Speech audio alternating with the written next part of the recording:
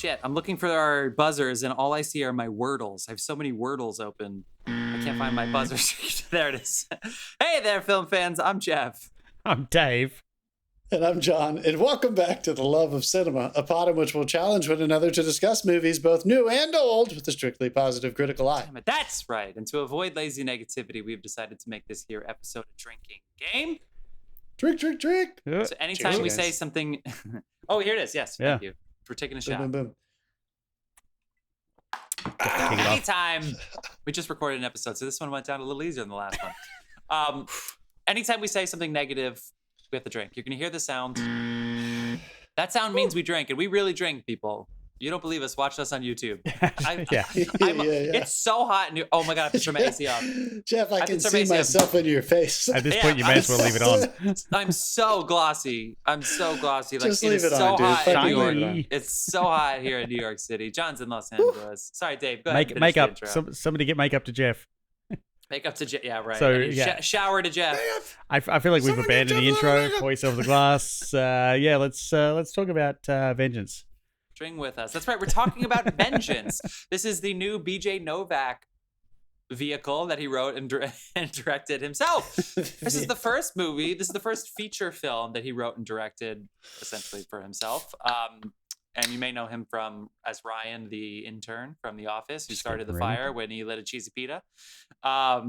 He's done some directing and writing here and there, Mindy projects and some other shows that I had sort of heard of. But like he is around, and he wrote a film that got made that Jason Blum produced. He is really getting. I saw Blumhouse. I was like, "What is this?" Yeah, I thought it was in the wrong theater. Yeah, me too. I was like, "Is this scary?" I thought the Vengeance. Anyway, but this is Vengeance. It's kind of like serial. You know when it's not a scary film when they use the shortened logo at the beginning. It's not the 45-second epic like panning around all the scary shit logo. So interesting. Is this their dramatic logo? yeah, it just says Blumhouse. Yeah. Oh, I thought you were talking about the Nicole Kidman trailer. Okay, She's renewed. She's coming back. She's here for another year. Yeah, the groundhog looked out and saw a shadow. We have another year of Nicole. I know it's funny and gimmicky. There's always like two people in every movie that really want to clap, and then the rest of the movie theater isn't clapping because it's like we're all in different levels of the joke. Some of us have seen it 40 times and we're over it. Everything I see is at AMC, and I have a movie podcast. I've seen this movie fucking 40 times. Some people have seen it like 2 times. They're not ready yet. But there's always some people that want to clap at this thing. I really hope they film a new one. I genuinely do. I genuinely don't want to hear I'm sometimes those people. I kind of get excited when people want to laugh at it and scream and hoot and holler. Me too. Yeah. I've been in a theater where everybody was Everybody just said I feel like Nicole would be fine with this shit because I saw a clip today where she was on Letterman. And it was soon after the Tom Cruise breakup. And he's like, so how are you doing? Like, how are you feeling? And she's like, well, I can wear heels now. So, I feel like she gives as good as she can get. Aussie's best and finest, Nicole Kidman, folks. I mean, think about the access. Think about movies have been doing really well this year. AMC is the number one movie retailer in the world, at least certainly in Western culture, and she is at the front of every one of those fucking movies. And luckily she has the cred to back it up, because if it was me, people would be calling death threats in. If it was just Jeff. Yeah. Jeff O. Okay, anyway, we're back to Vengeance. We keep it spoiler free. The last thing I will say, though, it was weird when I saw was it Lucy and Ricky? What are the Ricardos? Yeah. It was weird seeing her and then seeing her in a movie. That didn't work for me. So I hope they don't play it in front of her movies moving forward. And The Northman, I was just like, I'm distracted. Something to think about, people. That's what distracted you. Also, wait, I got one more gripe. We're going to go down this spot. Why don't they dim the lights when she says the lights dim? There is a place that is perfect where she says it, and they could just bring the lights down. John, is that for me or is that for AMC? Yes, it's a trailer, John. It is the last thing you see before the movie starts.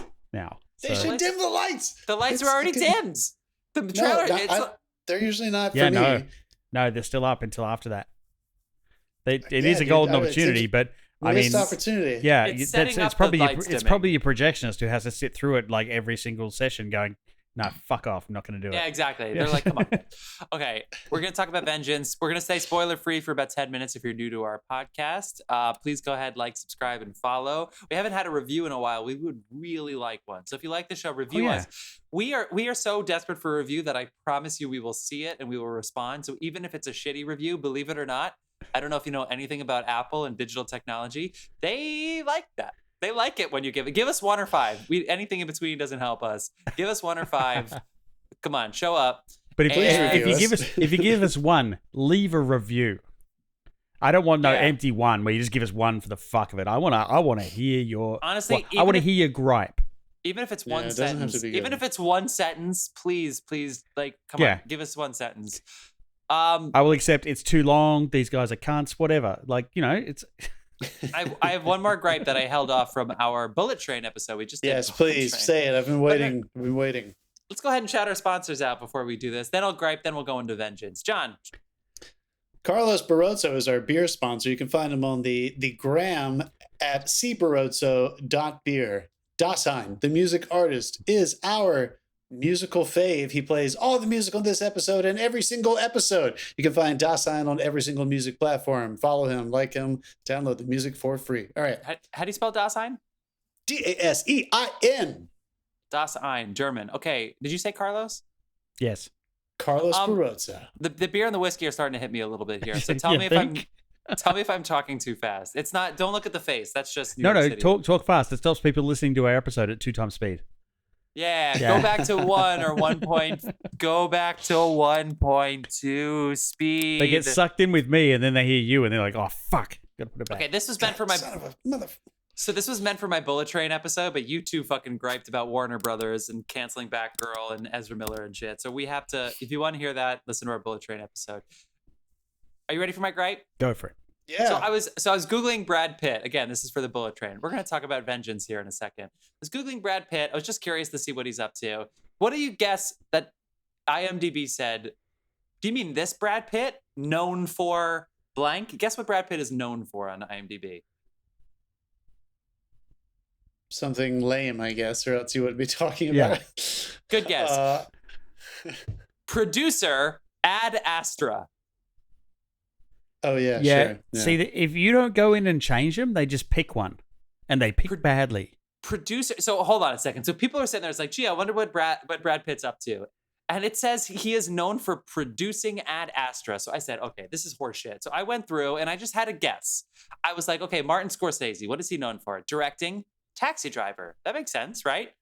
And then you look at his IMDb and it's all of his producer credits are on the top. I don't give a fuck what Martin Scorsese produces. I don't care at all if he produces his own movies, if he produces TV shows. I don't give a fuck. Put him at the bottom. He produced Vice.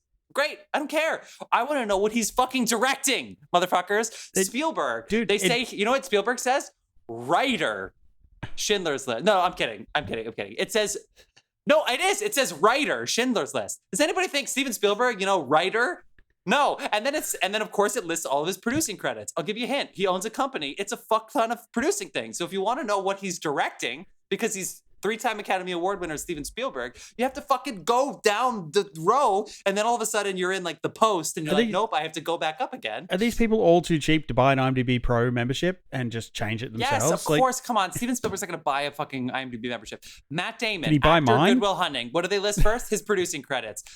Leonardo DiCaprio, George Clooney, Reese Witherspoon. They list all of their producer credits on the top. Nobody gives a fuck what these people produce. You have to know why I'm there. The whole point of IMDb was to say, who is that person in that movie and what else have they been in? I don't care who produces what. Nobody cares about these kinds of things. If we want to know, we will find it. We will find it out. The last thing I give a shit about is the 20 movies that Leonardo DiCaprio produces. Do you know what the worst part is? He's been producing The Devil in the fucking Blue City, whatever the Chicago serial killer movie is. If you've never heard of this, he's been producing it for 6 fucking years. And if that's what they lead with, he's been producing this movie for 6 years, you know that Leonardo DiCaprio? Go fuck yourself. Show me if he's going to act again. That's my gripe. Is he making that? I don't know. He's been producing it forever. I think he's punted, and now he's going to produce it for somebody else, which makes me want to know about it less. I want to see it. I don't want to see it on Leonardo DiCaprio's frame. So IMDb, Come on. You want to cultivate this for us? You want to do this for us? You have to give the people what we want. That's horseshit. That's my gripe. Anybody else have any gripes? No. That was it, man. I'm fine. That was fun. You know IMDb is owned by Amazon, right? Fucking. Who? That's for Jeff Bezos. Look, producing is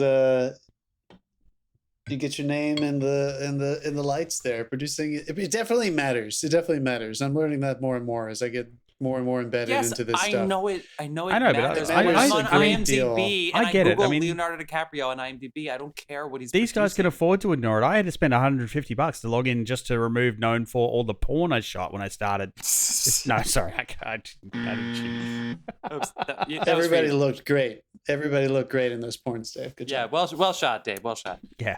So they're like, wait, we can light this? I digress. Yeah. Let's head into Vengeance. Spoiler free. We're going to give you our initial takeaways, what we think of the film. I'm going to shut the fuck up so that my co-hosts here can give you their thoughts. So this is Vengeance, written and directed by BJ Novak. It is about a writer from New York City who attempts to solve the murder of a girl he hooked up with and travels down south to investigate the circumstances of her death to discover what happened to her. This stars BJ Novak as himself. I mean, no, he's sort of acting a little bit. BJ Novak as Jesus. BJ Novak as Ben Manalowitz. Boyd Holbrook is Ty Shaw. Dove Cameron, who all of the children who listen to our podcast will know from The Descendants, and Dave will know from Agents of S.H.I.E.L.D. Maybe some and also, fans out there. yeah, also Schmigadoon. And maybe some Schmick fans. She also has a couple of albums out, I think. She's known for Descendants for sure. Issa Rae, HBO hero. Issa Rae. Ashton Kutcher. Get back to acting. Get back to acting. John Mayer. Ashton. John Mayer is John in a cameo role, and a whole bunch of other really pretty good performances.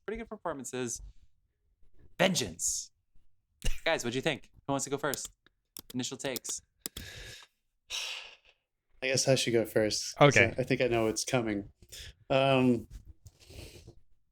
think I liked this movie, but I know I was sitting in the theater and wondering if I liked this movie while I was watching this movie. Let's drink this. Should have got that second This beer. was the most. This movie felt very indie. And we usually say that sentence with enormous amount of respect and endearing, right, projection onto the project because it feels like a passion project. And I do feel that way. Don't get me wrong.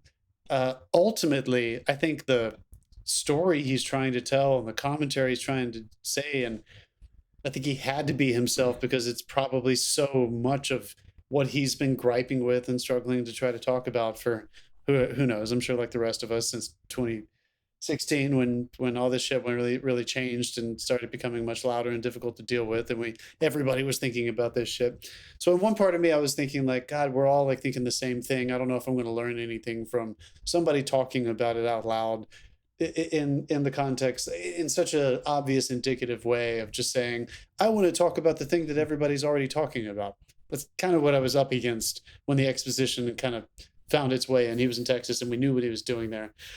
On the other hand, there were some very compelling things along the way that I think if this had been anybody else and we didn't know him, I think we would be saying, really good job. If this was your first time out of the gate, as a movie, I think there were some, and I can't, I'm just in this space right now where I keep thinking about this stuff. We don't always expect the most crazy cinematic kind of storytelling from an independent film because of the lack of money and stuff. But there were literally scenes I couldn't see. I mean, like physically, like couldn't see the details in. There were some focus things too, Dave. But I hope you talk about there were some focus things that they did. But yeah, this cinematographer seems very competent, and I feel like BJ, was competent in his direction. So I'm not going to say that like it was just the technical elements that kind of held it back for me, but I do think that if the technical storytelling had been as intriguing as the intrigue that he had in his script, whether or not you were on board for that story or not, I do think that it existed in the way he was trying to pull us along with that yarn. I feel like the storytelling cinematically was way less compelling than the story he was ultimately telling. But I do think that it's something that people are probably, whether they know it or not, are probably going to find some kind of catharsis in seeing right now. Great. Dave? First of all, I want to say the trailer for this does not do justice to the content of this. I had not seen the trailer. Yeah, the trailer shows you all the stuff where they kind of make Texas look a little bit silly, and they play the family office. They show all the bits where they set the family office as stupid. And for the one listener we have in Texas at the moment, that is not the case. We agree. They do they do like even it out, and there's some very, very intelligent things that in the process of what he does, because he goes down there and starts to make a podcast, obviously, like of trying to find out what happened to this girl.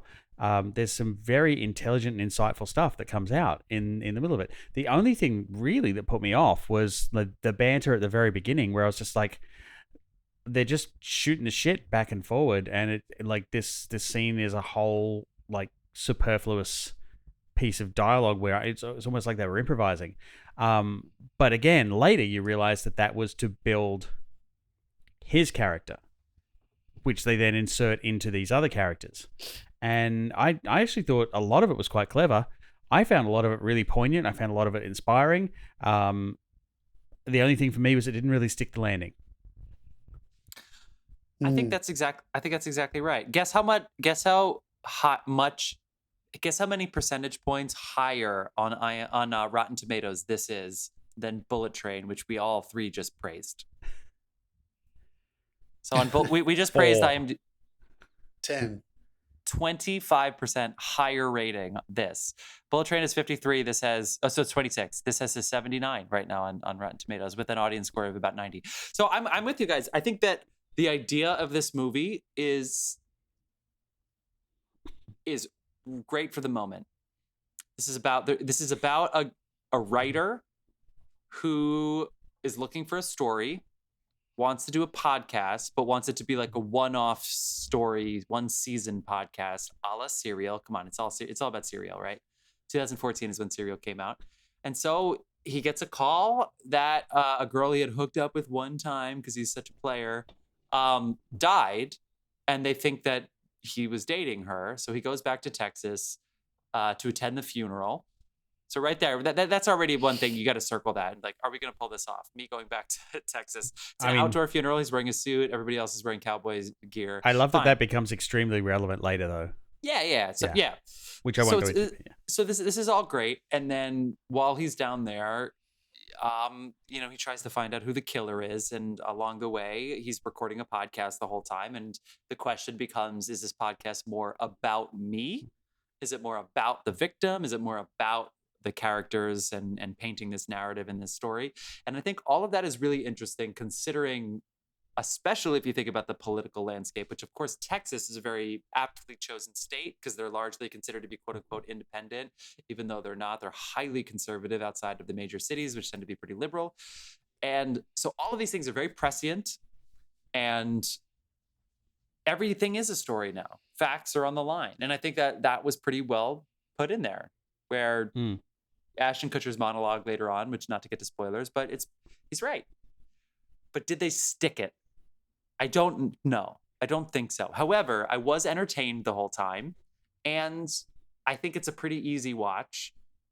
I know that sounds condescending, but I think on the whole, I give this a thumbs up, but it's not a fantastic film. But it is a good job. Is that condescending? I'm giving both of us a buzz because I also said they didn't stick the landing.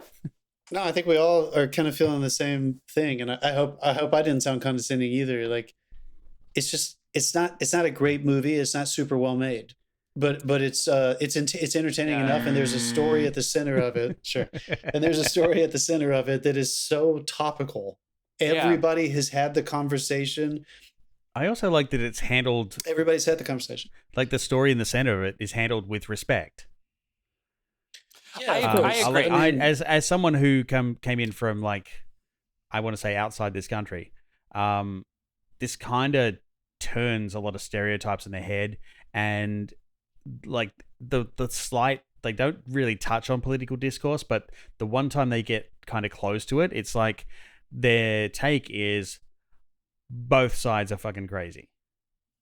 They're not representing you anymore. Which of course is horseshit. Only one side is gonna imprison you for getting an abortion, and only one side of you is trying to strip away your right to vote. Only one side of you is gonna complain about gas prices, but it's.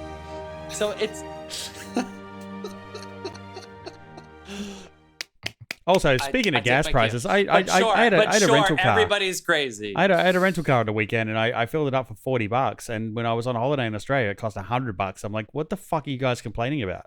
Yeah, and the prices are don't even get me fucking started about the inflation thing. Don't even get me fucking started. I'm gonna hate mail on YouTube again. There's something that happens when you're making a movie about things that are extremely topical, and you're trying to say something very observant and intelligent about that issue, and everybody in the theater and whatever at home knows it. This is not a metaphor. This is not a symbol. This is him in a realistic way, and he's playing the main character too. So sometimes it was almost like I kind of was sitting there with a little, like I had that arms crossed kind of feeling some of the times, which is a little frustrating. I'm not gonna lie. I think this movie would have gone down smoother if he had not been the actor. There were a couple times where BJ Novak, the actor, was blown away by something that somebody said, and I was sitting there like, there's something like very meta narcissistic about what's happening here.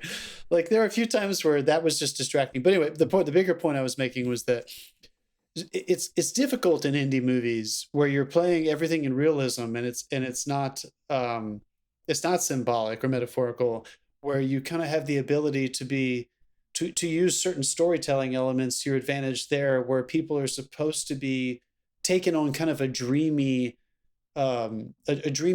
comparison of what we're actually talking about. This is so on the nose, and his character is literally talking about what these issues are over and over and over and over again. So he almost like set him up for like, there's no way this movie could have ended where we would have actually been super satisfied. Like part of me thinks that he realized at some point that there's a touching moment towards the end. Spoilers? Should we just say spoilers? We'll get to come back to it. Just say there's a touching moment at the end where there's a touching moment towards the end where he does have this thing that you kind of expect what this story is ultimately going to be about.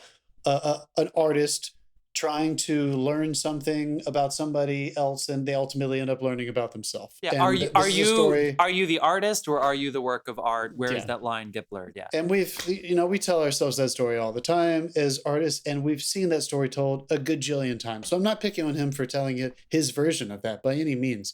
I just felt like there was a way he was trying to subvert this that was completely rooted in the realism of the story.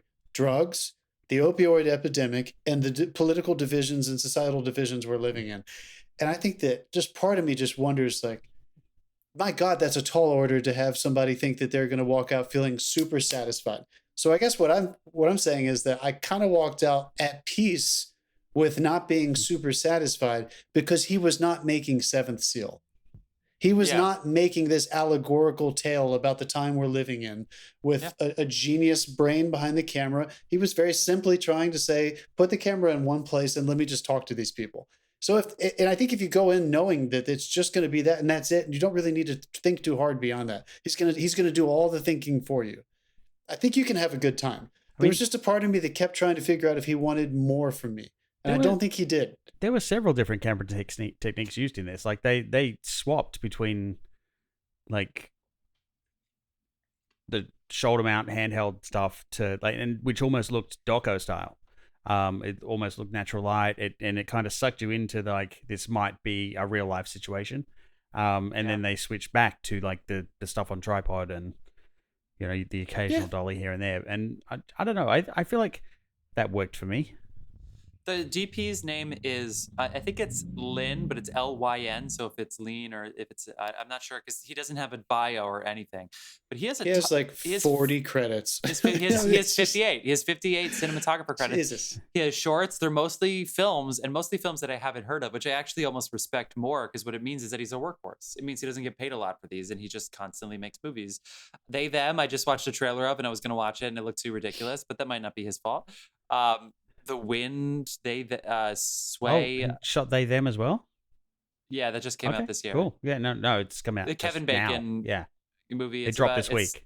Yeah, it's totally like it's on Peacock, but it's like I know. Conversion therapy, but also like a horror thing based on because they separate the gays and the lesbians, but if you're a they them, and then there's like horror elements. I don't know. It's an interesting idea. I think they wanted this to. I think they wanted it to feel like.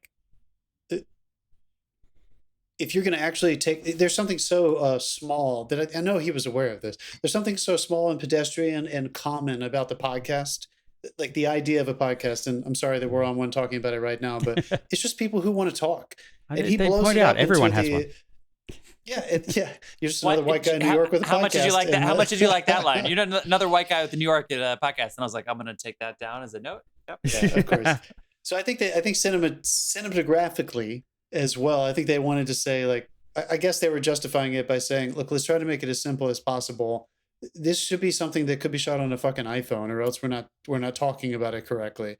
And I just don't know if that was the most compelling way to tell this story, since all of their other elements felt like that as well. I'm just curious if there would have been a fun juxtaposition, not that he had all the money in the world, but a fun juxtaposition to make it a little bit more cinematic, to juxtapose and comment on the fact that don't we think this is what life feels like right now? I'm going to buzz you for using the word cinematic.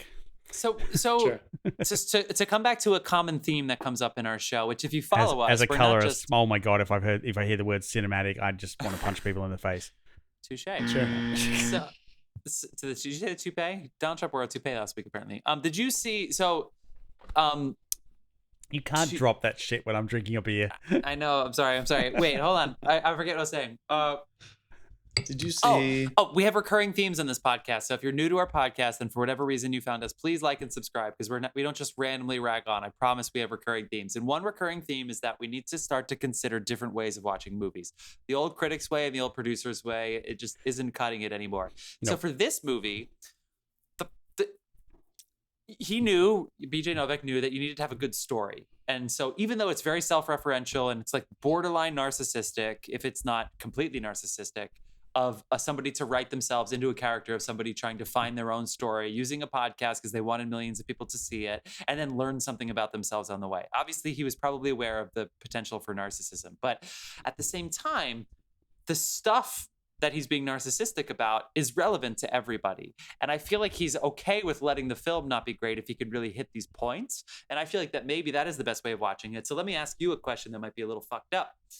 How many people, especially younger people who really grew up with the socials their whole life? I didn't. It came later. I remember when I had a CD player with one CD, and that was my only form of entertainment for days at a time, was one CD and a CD player. And if I ran out of batteries, I was fucked. And if the headphones stopped working, that was it. I know, woe is me. But anyway, woe is you, dude. We had fucking Cass singles. Okay, I'm just going to drink for myself. Sorry for, I know there's an entitlement thing here. I don't even know what that is. It's a cassette with a single on it. Oh, okay. Cassettes. Oh, cassette. Cass singles, they were called. As they say in Australia. Okay. Hold on. My point is this. How many people, and I mean this genuinely, I don't mean this as like a right-wing talking point. How many people genuinely have daydreams about being the hero in either a murder mystery or in some kind of like innocent bystander thing?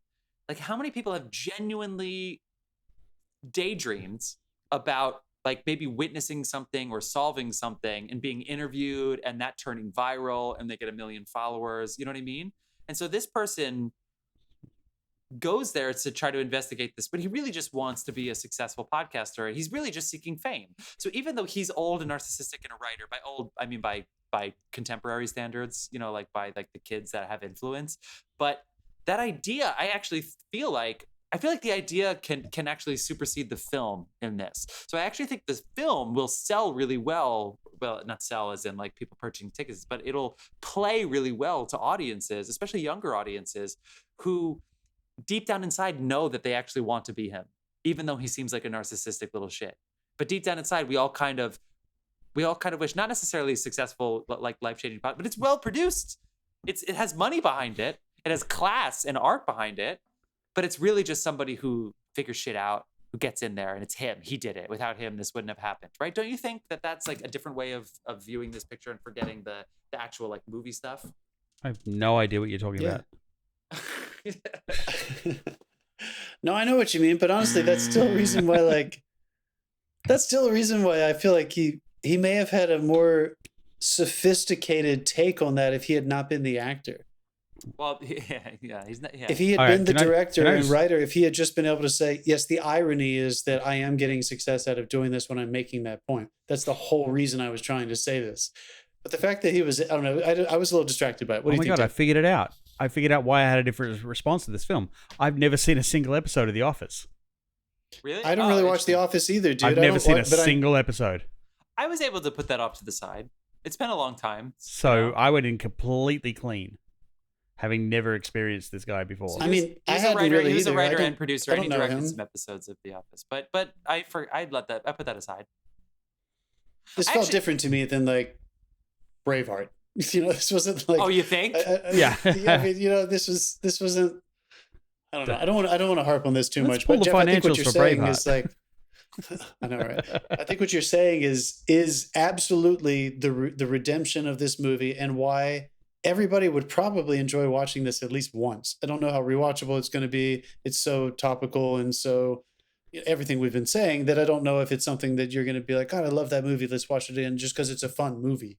I think you kind of want to just go, this could have been a TED Talk and I would have watched it. You know what I mean? Like it's that kind of thing where he so clearly had a mission of trying. I think it has to be a narrative. What I would say is I think this could have been a podcast instead of a movie. I found this very centrist. Like the central theme to me was like, just talk to these people. Like everyone just talk to each other. Yeah. Well, and you know, I feel like that was kind of what he was screaming at at America. Everyone just talk to each other for fuck's sake. Like get to know each other again. I think that's the peel of the fruit is that what you're going to get in the first act and maybe well into the second act, certainly up to the midpoint, is that like, oh, look at these people. That line Issa Rae has, they're my family. I love these characters. They're my, you know, so we all know that's very well. That was the other thing. The fact that everyone in New York sees these people as characters is like again a subtle way of pointing out the disconnect that like those two regions have. It's like they see them as characters, not people. But don't you think, I know you didn't know my point, but don't you think part of my point is the people we bump into, their greatest use is how much of characters they are in my interactions with them, which is another reason that I think this movie is actually going to succeed in the long run compared to other similar indie films. Is people are going to sit there and they're going to be like, wait a second, these motherfuckers from Brooklyn are like, oh yeah, they're just like my family. But it's like, but they don't want to live with them. They're only as interesting as they are useful to them. Do you not think that? Yeah, I get that. Absolutely. No. I know what you mean. It's absolutely. There's it's characters everywhere. We know film. There's characters everywhere. These are characters because they're interesting because we're trying to solve a murder. But if it was just him in a house with them, I don't think they would give a fuck. You know what? We're 30 minutes in. Let's go into spoilers. Oh yeah, we didn't turn the spoilers. Sure. It's a very clarifying film. I wouldn't call it a portent or prescient film in terms of where we're going. I don't know if I guess sometimes the fact that that he realizes as his character in the film that ultimately what I'm denying myself inside this story is actually what I'm going to be seeking in the end, to realize that through the context of these people having something that I once judged, I now realize that I judge myself. And again, we've seen that a million times. It's very useful in storytelling. I guess I just wonder if for this one, if Jeff, I think you're right, dude. If it even needed to be a a movie, if it felt like a movie because of that, or if I felt like I was kind of like, I felt like I was kind of reading the pamphlet on like the musings of a empathic liberal New Yorker. You know, it kind of just felt like that. I kept waiting for it to turn into the movie. And there are certain elements that did feel that way. When Ashton Kutcher gets introduced, not because he's movie star Ashton Kutcher or television star Ashton Kutcher, but because that character did have a lot of intrigue, and they were a very, they were a portent character. They were giving some kind of larger scope that was supposed to be throwing his character for a little bit of a, you know, askew, which still bothered me because I was very aware that he, the actor, wrote those words. So I was like, don't cut to yourself reacting to him when you fucking wrote that speech and everybody in the theater knows you wrote the speech that he just said. That really, it weirded me out. It felt strange. I didn't like it whenever he did that. I'm sorry. But like, come on, dude. I mean, I did love that speech though. Like the one about how like they're creative. They just have no outlet. So that's why they're inventing conspiracy theories. I mean, because it did come right back around to that in the end. It's a good point, and honestly, it's definitely an allegory on religion. Basically, I mean, it's an allegory on a lot of stuff. This, I mean, I want to say this wasn't trying to speak to America; it was almost a plea to America. They fight. I'm afraid. I'm afraid it's not allegory, and that it is literal. And that an intellectual New Yorker thinks that this is what people think. And I know he was trying to explore that, and I'm not saying he didn't explore it, but I still felt like, dude, you just achieved your own. You're a living failure of what you're trying to show us right now. There's a little bit of me that felt like he was projecting this movie onto everybody, and I don't know if everybody, you know what I mean? Like I just felt like he was trying to be a little bit smarter than we were, and I know even though he was commenting on that, and you got to see him fail at doing that and realize it really doesn't matter. Sometimes you just got to have a principle, and you have to be willing to die for it just because. I mean, you want to know what the coolest thing about this movie is? We had a 32-minute discussion before we got to spoilers. So, like, we've been talking about this for a long time without, like, spoiling anything. So I've only had a couple. That's not fair, but that's definitely going to make everyone think. Okay, well, no, I'm just saying. We have all been thinking about this for fucking years, though, right? So no, let's I come back to don't the think story. that conversation's been had. I don't think that just like listen to people and have a discussion with them. You haven't had the conversation of what's wrong with America enough times. And the conspiracy. Yeah, again, I'm just saying. I've had that discussion, but every single time it's a different discussion.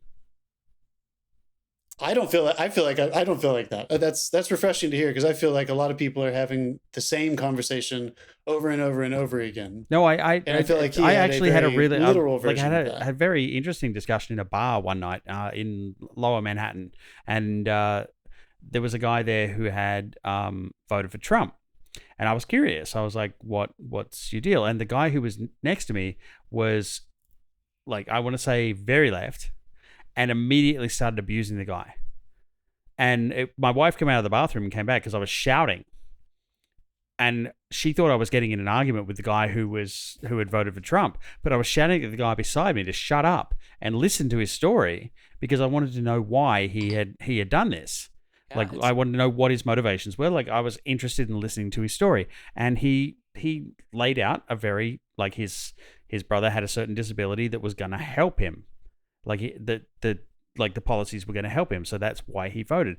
And that's right. They love healthcare for people, so they would have really supported. This one particular line they did, and I was like, all right, that's a lie, but yes, that's right. That's what they said. That's true.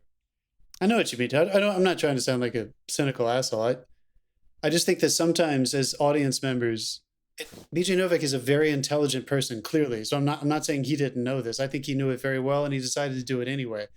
I think sometimes people are going to find this kind of deliverance that I think he was trying to achieve. Literalism is a difficult journey to get there when ultimately we need everybody to discover this for themselves. Let's get back to the plot because I like where Dave's going with this, and I do think there's still a lot of room to connect. And as much as we can adjudicate who is right and who is just completely believing in bullshit conspiracies, I think that this movie... Don't get me wrong. I've heard some shit. What I want to believe is that the plot did carry a little bit. Plot and character saved the playwright. The character saves the playwright is like this old school like mentality thing.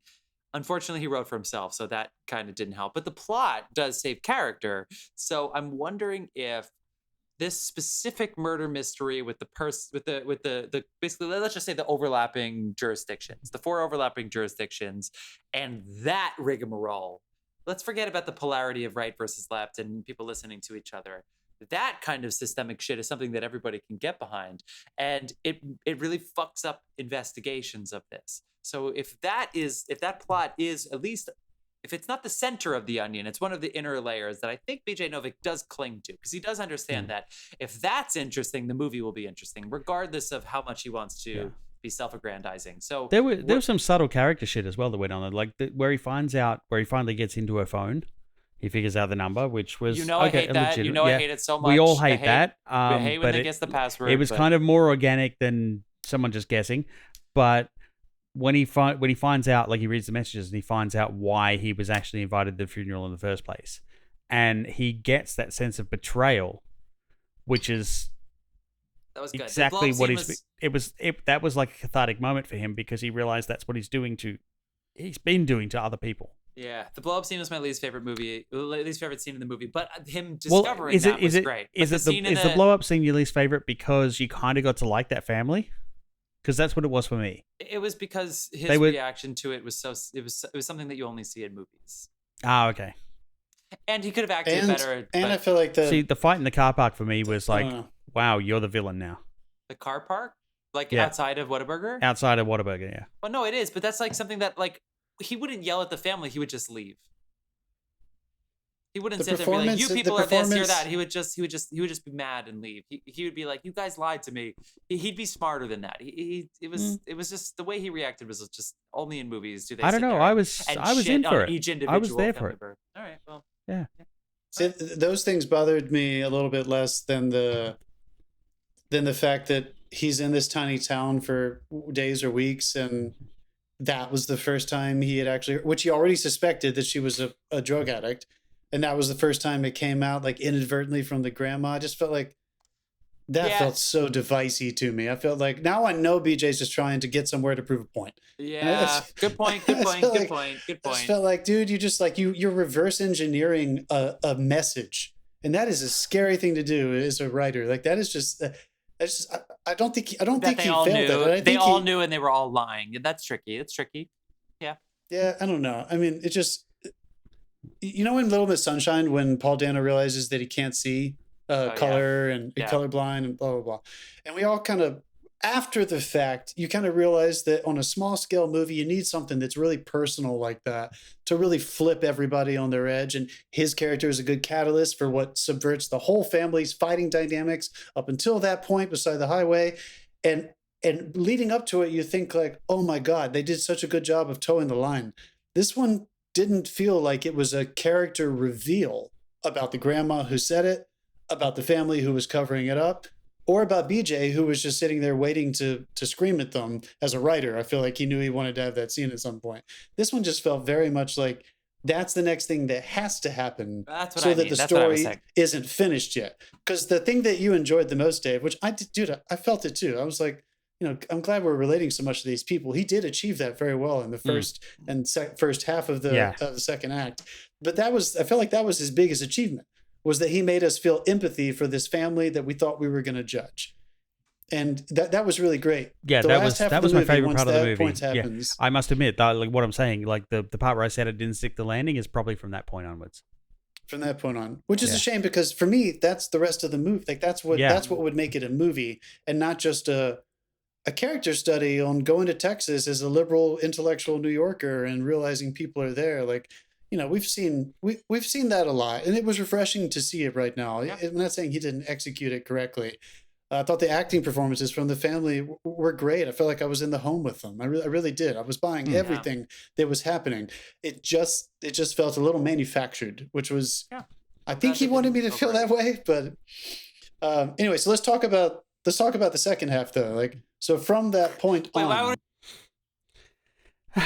because that's the whole, Because I want to get back to what you're saying, though, because you said, and I think it's a good argument, that plot can save the playwright, plot story can save from themselves. Why do we think that this plot, because it is the crux of his fucking story.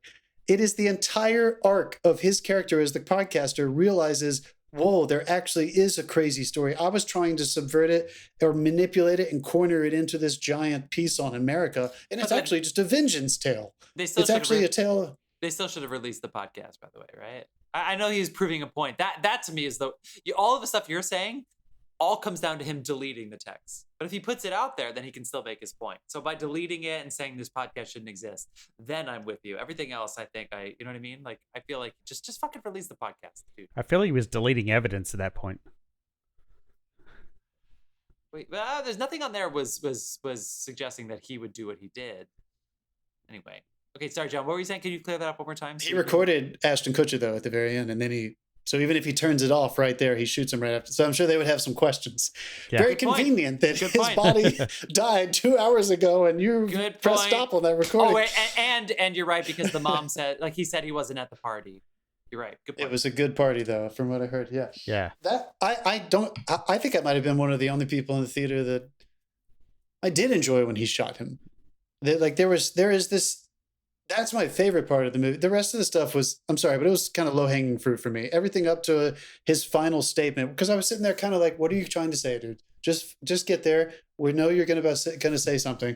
And I do think that there was a very strong point to be made that at the end of the day, I think he's trying to portray that we're all questioning our values now because of his thesis. If everything matters, then nothing matters.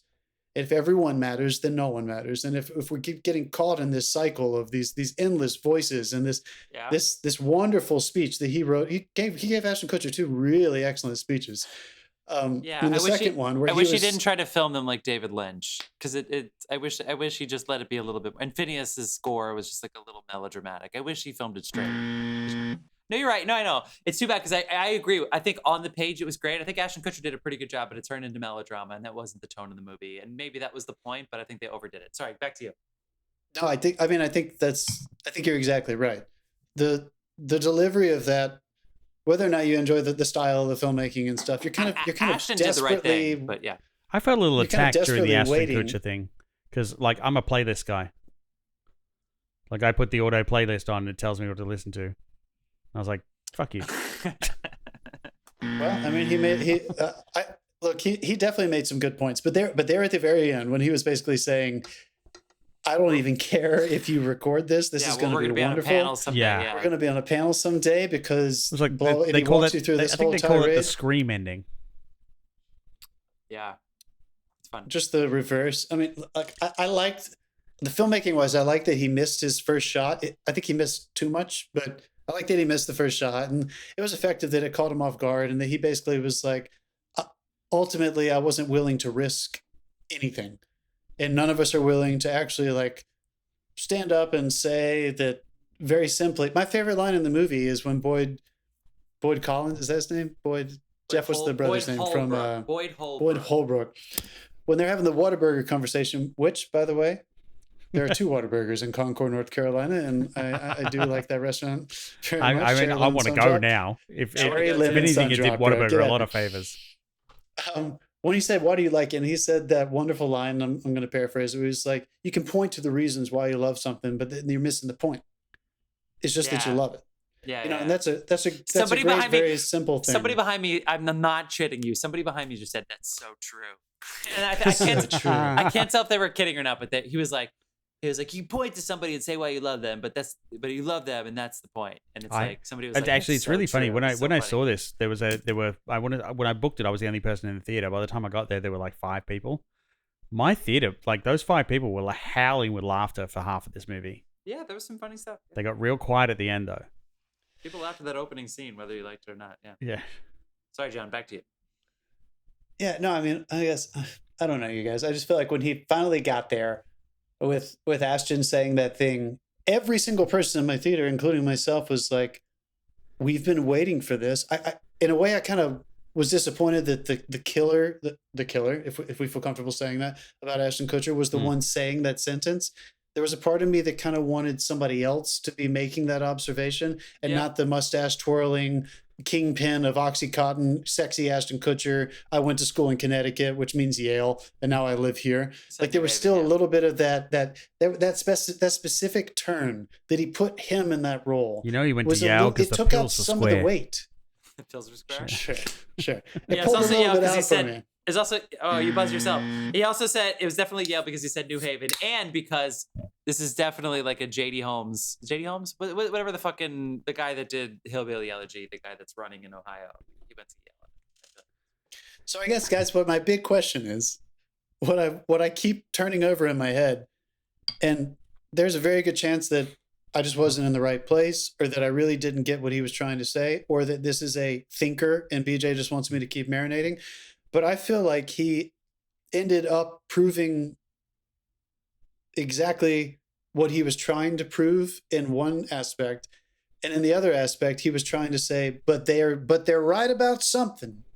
Do you know what I mean? Like he was trying to say, like, I learned a big lesson as somebody with my perspective who came into this experience would hope to learn at the end of it. And on the other hand, I'm right. And I was right. I was already right.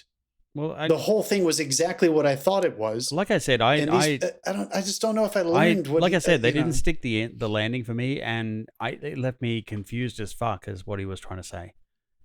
I'm talking too much. Why did it leave you confused? Yeah, because that's kind of what I walked away with too. Like he set up this whole thing where it was like he turned people's perceptions of like the generalist stereotype of Texas. He turned that on its head. Like there was a little bit of it there, and then they came out with some of these poignant things, and like it's a family that loves each other and they support each other and that sort of thing. And they build all that up, and then he takes out the vengeance and kills this guy. And I'm like, what was the point of everything we just built up to?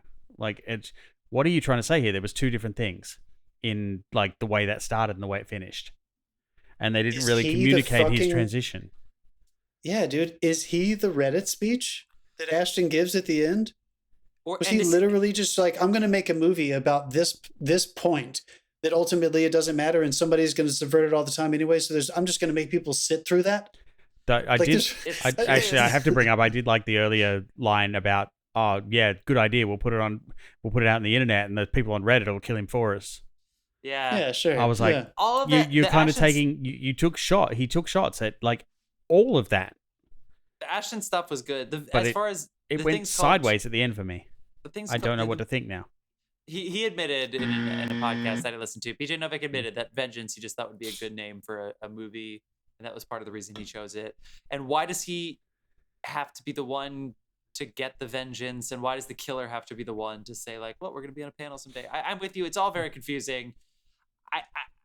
It just didn't stick landing. I feel like there was a scene missing. It wasn't great. I'm glad that John, you're putting it into the right reasons, because the truth is, I think the best way of looking at the film is the first half. The idea half of this is great. Yes, it's not unique, but it is still great to talk about. There's so many fucking things. Hillary's fucking emails keep coming up because you have the Secret Service deleting text messages. You know what I mean? Like these things they're cyclical. So it's okay if you've heard these a million times because you always hear them in different ways. I don't know if we can bring that up anymore because she's selling hats now saying but her emails. I don't think she's actually selling the hats, but Hillary posted it today from a ticked Twitter account. All right. Well, maybe she is selling them. I thought it was just for fun because the Secret Service deleted all of their messages from January 6th. But yes, no, she's leaned into it, but the money's going to charity. But yeah, she's doing it. Good. Trumps are not going to charity. So anyway, but like the second half of the movie is problematic, and I'm glad, John, that you were able to piece together why it's problematic, and you're 100% right. To simplify things, because I think most people watching this movie aren't going to be quite as detailed as you, although I'm glad they might turn to us to try to understand why they kind of like the movie but kind of haven't followed through, and I think you've given them a good reason as to why that is. But the truth is, it just got melodramatic, and he didn't know what to do with it, so he made some bold choices. I think he thought that they were like these specific choices that were either Lynchian or maybe like Westworld, like that would be like these huge world-changing things. You can't cite Westworld if you haven't watched Westworld. I watched the first season and I've seen plenty. Why are you buzzing me? Get the fuck out of here. Because you disparage Westworld. But pulling back, I think the idea of all of this was great. Even the idea of Ashton Kutcher's character, the idea of all of the things he said, the ideas were all there. They didn't stick the landing on any of them. So why don't we just agree on that? Yeah, the reasons why, I believe, John, actually, I think you laid them out really, really, really, really well. The simple truth, to simplify everything you said, is they didn't stick the landing on a single one of these story elements. But asking the questions was great. So hopefully that's enough for people to like the movie. What do you think? I think that's wonderful. And I hope this is the ultimate essential. I am living inside the nut of what our podcast is about right now. I had tons of issues with this movie, and I still think you should see it. Yeah. I think you should see it because you might have issues with it. And I think he made it because he wanted to bother you. I don't think he thought this was a perfect, seamless thing. And it's fun to see movies like this every now and then. I need to have something to push against as a citizen, as a human, as a filmmaker, all that crap. And he really wants you to feel good. He wants you to feel that empathy. He also wants to kind of piss you off. And he also wants to try to outsmart you. And I think he does all those things. And I'm left a little upset, but I'm glad I saw it. Yeah, I mean, like I said, I hated the ending, but I would highly advocate a film that makes you think. And for the fact that we've managed to talk for almost an hour about this. But again, hated the ending. And you know me, I genuinely don't care about endings. So for me, it was actually the fact that the ending was like the last 20 minutes. Because at the end, the BJ Novak killing him and deleting everything, I was like, it happened so fast. It happened so fast. It was just like, we got to rush this. It really, you know what? God, I think I'm weird because that didn't bother me too much. But can you imagine a scene where BJ Novak he's friends with us and we're all sitting together and we're having some beers and he's pitching this movie to us and we end up talking about the idea of his movie for hours that night. Yeah, and then he goes and makes it. And then we see it. And we sit there and we tell our good friend BJ Novak, the conversation we had was just as interesting, if not more interesting than the movie. And if people keep having that conversation, you've succeeded. So it's almost like, I know I bitched about it a lot, but if people can compare the thoughtfulness that they have or the mindfulness that they might have afterwards, whether they're pissed off or they're super happy about it, that's probably how he should measure this. So I hope he doesn't think about what I said very early on about the filmmaking and stuff. Because he already knows. He's not Scorsese. Yeah. His next film, he's got his Argo in his back pocket. He's ready to go. Oh, you think so? I think we're okay to start to settle it up there. Yeah, we can. So if you have anything else you want to say, if you want to go ahead and either rip John a new one or agree with him completely, you can go ahead and find us on the socials. And he won't respond, but Dave definitely will. So go ahead. Yeah, you rip John, I'll laugh. Dave will sit there and be like, ha ha ha, yeah, wasn't that crazy? You're right. What a dick. Yeah. Hope Dassein's better than. Okay. Jeez. I'm kidding. So anyway, find our link tree. I seriously, a shitty show response or a great response in any of these streaming services. We deal in extremes here. No middle ground. We always finish our episodes with what you've been watching. So to segue very quickly from this movie that we all think you should see, we all think you should go see this movie, Vengeance. Let's go ahead and wrap up with a quick round of what you've been watching. Dave, you said Sandman on the last episode. Have you watching anything else that you want to shout out this episode? I have. I saw Prey. The new Predator. Okay, what do you got? Oh, dude, I heard it was good. Yes. It is. It's a slow burn, but it is a fucking Predator film. And the cool thing about it is like it kind of struck me a bit abruptly, but like they're showing the fucking spaceship in like the first 5 minutes, and I was like, come on, ease into it. Like the Predator films. No, they're nervous. People won't think it's a Predator film. No, it was like, okay, we know it's Prey. We build it as this is a Predator film. Let's just fucking lean into it, and they do. Yeah. And like the coolest thing is it's like there are some subtitles because it's all a Comanche tribe, and there are some subtitles where they're just literally speaking Comanche, and the subtitle is in Comanche. And I was going to ask you about when they run into the French people, because it's like 17 something, I think the French are floating around, and French they run into them, and the French are speaking in French, and the subtitles are in French. And okay, cool, because I heard that they were going to film. The initial concept was to film the entire thing in Comanche and subtitle. Apparently, everything. when on the DVD, if you get it, when they release it, there's going to be a full Comanche track, full Comanche audio track, dubbed. Yeah. Or like different takes. Dubbed. No, dubbed. Dubbed. Yeah. Either way, nobody thought they were going to do this with Predator. So, but in saying that, this is the most original fucking Predator film I've seen in years. Like my favorite Predator films, Predator 1, Predator 2. This probably sits in between Predator 1 and 2 as my favorite. Oh, cool, dude. I think you and Dave. I have gone out on Twitter and like Predator 2 has the best after fight quip ever in the history of film, but that's pretty much all it is. But this one has like some real character and depth and some awesome fucking performances and the fight and everything. And the Predator has older technology, which is great. I love that. Yeah. It's all right. They've really thought about this. this. I'm definitely going to watch it. Yeah. Me too. I also have been watching some space influenced stories. Apple TV just started it. A few episodes in on For All Mankind. Which was created by Ronald D. Moore and who's that guy? Galactica, Next Generation, and a couple other people. I feel like an asshole. I didn't remember their name. Yeah, Dave knows who that guy is. So basically, the premise is that. Actually, I don't want to give away the actual crux of the pilot episode, but the space race continues. I'll give you that. It's a period piece, as if the space race continues. So it's got some nobody some fun elements there. Nobody rested on their fucking laurels for 50 years. It's kind of cool the way they make that happen. But we'll see what happens. I kind of miss Billy Bob. I'm not gonna lie, I kind of miss Billy Bob Thornton. Which I saw him in. What did we watch recently? In The Gray Man. And I was like, I guess he's going to start doing some roles like that. I guess he's just going to pop up every now and then, get a big paycheck and check out. But I hope he keeps taking on some big meteor stuff because that guy is fucking funny and fucking talented. Take out some meteors. Okay, I would watch Bad Santa 4, by the way.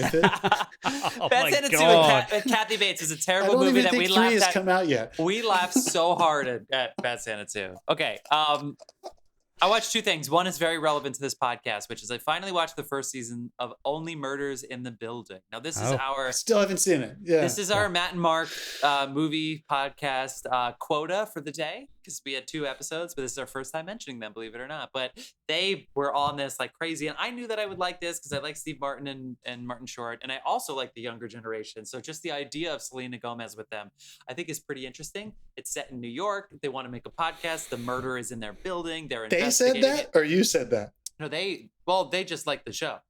And for me, I was like, well, I like those people, and so that's curious.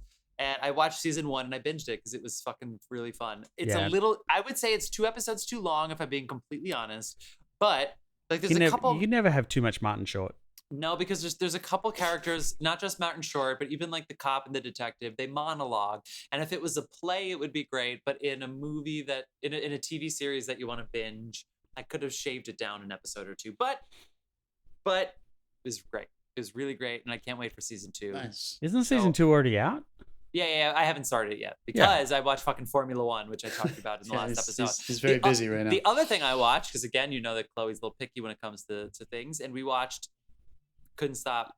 Netflix released their Woodstock 99 documentary to match the Music Box series Woodstock documentary that is on HBO. That was part of their 6 music documentaries with Alanis Morissette and Kenny G and whatever. And this one has all of the people that were involved, including the original guy, Michael Lang, I believe his name is, who was played by Jonathan Groff in Taking Woodstock, who helped to organize the original Woodstock in 1969 when he was 24. When he was in his late 50s, he did Woodstock 94 and Woodstock 99. Got the same promoter and the same sponsor as the Woodstock 94 that bombed. I can't. I saw Rage Against the Machine last night, and all I was thinking... I was going to say, dude, were you thinking about their 99 performance where they lit the fucking flag on fire?